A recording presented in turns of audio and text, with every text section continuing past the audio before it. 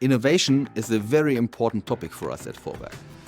We try to innovate everything to serve our community with the best products and services which are possible. If we talk about innovation, I would like to talk about the Thermomix. Just a couple of days ago, we launched a new product, the sensor.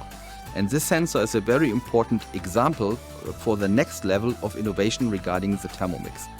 Because this brings us to a new level of our success guarantee, because if you need to use an oven or a grill, this success guarantee is now extended. Very important topic for us. I'm regularly asked, when can we expect the new Thermomix?